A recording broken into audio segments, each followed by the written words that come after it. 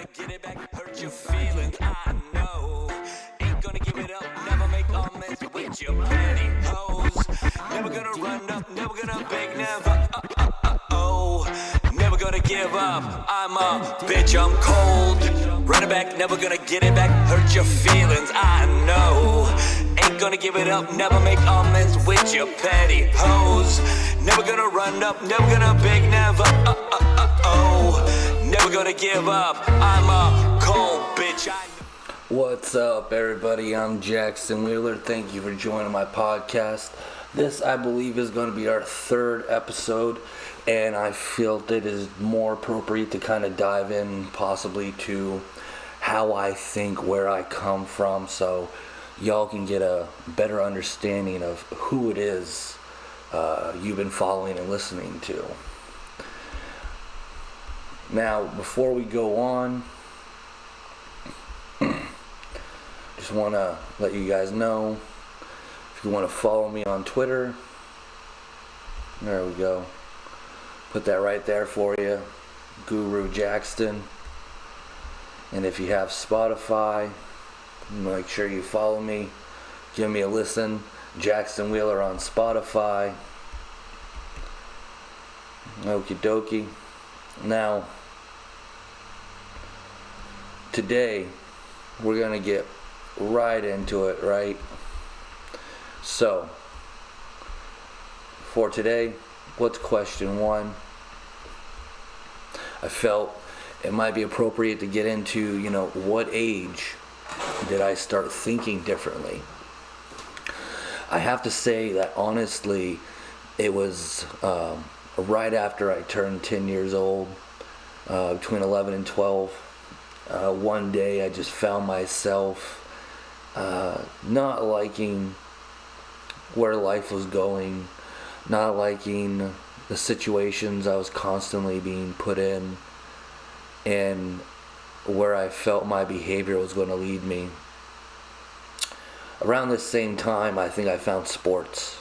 I think that's what awakened me to having the know-all about my own actions and how they were negatively impacting the things that I wanted to do for myself in life. So, almost in a night, I decided, well, if I keep acting a certain way, I'm going to lose the ability to do what I want to do. So, I had to stop. Right?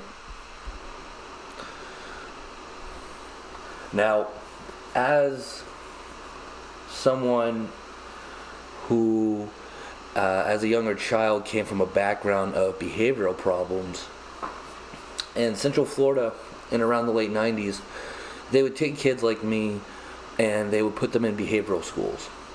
And when you came out of these behavioral schools, you had to transition back into what they called public or mainstream schools. And a lot of the times, a lot of my peers that were dealing with a lot of the same issues I was dealing with, they dealt with mental handicaps, physical handicaps. Could have been the medication they were pumping us with gave some others more drastic side effects than myself. But transitioning back into public school, you would get lambasted with this label of being special needs, autistic, if you will. And I feel like majority of the world, even those in the African American community, those in the LGBT community, and other minority communities around the world, will rarely ever get a glimpse into what it's like to be treated as if your mind doesn't work properly, or your mind and your thoughts and ideas aren't valued as much as everybody else around you, simply for the fact that everybody thinks that you are less upstairs. And so when I was dealing with my transition, going back into what they call the mainstream, the way I dealt with stigma was understanding that my life goals did not require me to stay around said people that chose to interact with me and deal with me in such a manner. So these people, may have been popular in middle school, may have been popular in high school, but I knew from watching their behavior the kind of life that they were going to lead themselves into.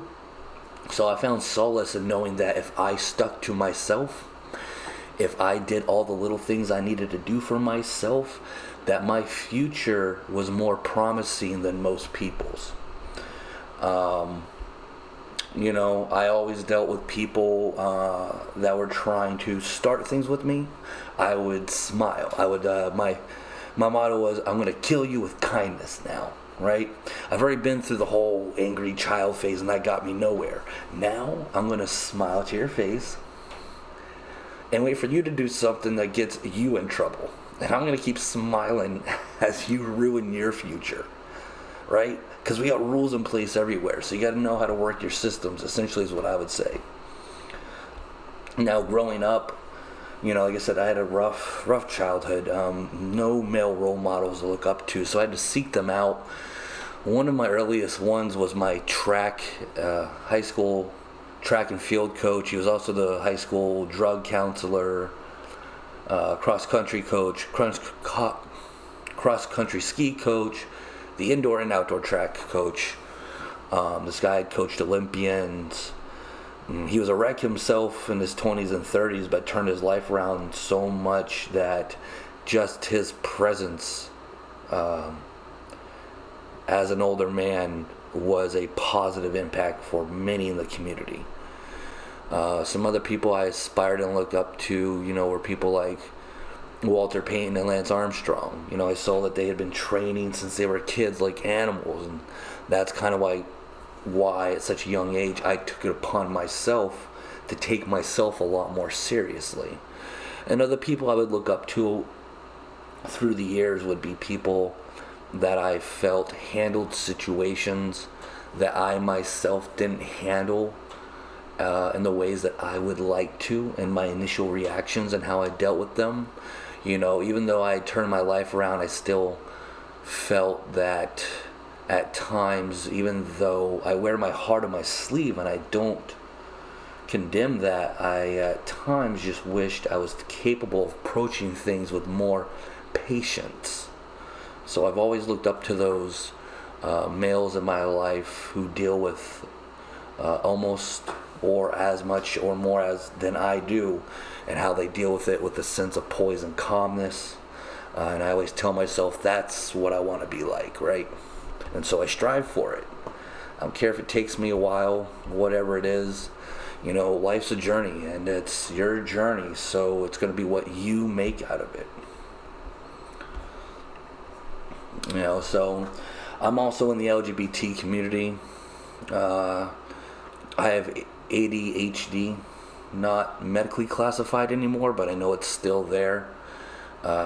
Still very highly hyperactive, and I am in the LGBT community. I would say those in the community of autism, though a higher percentage of them may not be aware of how the world really looks at them, deals with far more stigma than the LGBT community. You can be gay, lesbian, trans, whatever it is, and be taken seriously and be dated and be loved. I'd say the people who have autism will find it hardest to find true love, simply because society almost frowns upon a healthy-minded person being with somebody who's considered to have a mental handicap.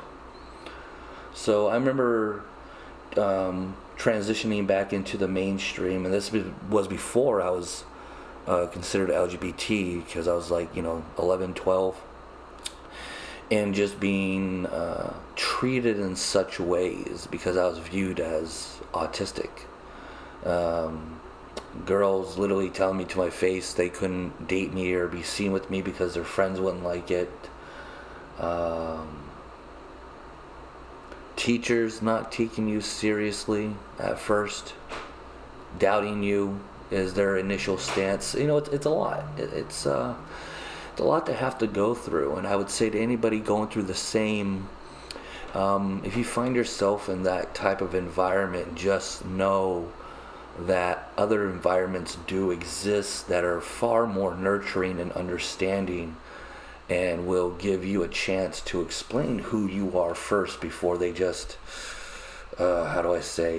cast you into a box and then want to keep you in that box for indefinitely, right? So, and what's in store for the future for Jackson Wheeler? Well, as you guys have seen, I haven't stopped. We had a little hiccup in the road a few years back that caused some of the studios to disassociate with me for the wrong reasons, and time has passed. So, your true character always comes to light as long as you're willing to keep putting it out there for people to see. And over the past year, I've kind of reassociated myself with a lot of the people in the industry. It just kind of reminded them of who I am, and now I got myself new opportunities. I'll be back around my peers this coming January for AVN and XBiz in Vegas and LA, and then we have some work in Mexico City, going back to Medellin in Colombia. The music is doing beautifully. I had probably my best solo concert in Jacksonville just the other week. So I'm very happy for that. We're just going to go down to Latin America, reinvent everything for Jackson Wheeler, do the Church of Jackson. And also, don't forget to check out my video on Pornhub, which is a tutorial for how to access the new website Hotline, which is where a lot of us are going to start putting our content. They give us a 90% payout. We can do all of our hardcore content there and get paid in crypto almost same day. It's kind of a no-brainer for the people in the industry. If you're in Australia or any other country outside the U.S., crypto makes it so much easier to not deal with all the bullshit we have to deal with. But anyways, that covers that. That's just a brief catching up here. Just wanted to come on, give you guys some background. If you haven't yet, also check out my website, JacksonWheelerFans.com. Please get on there. Please follow it. And again, you got my Twitter handle here as well. Alright, it's Guru Jackson. And if you like music, it's good music, get on Spotify, Jackson Wheeler. Follow me on there. Please put me on your playlist because it helps so much with the algorithm. Alright? Well, I love you guys. And thanks for tuning in. Catch you next time. I know. Look at me, there goes Mr. Knows Everything. Look at me, walking through like my ship is staying. Look at me, what do you want? Just want from me.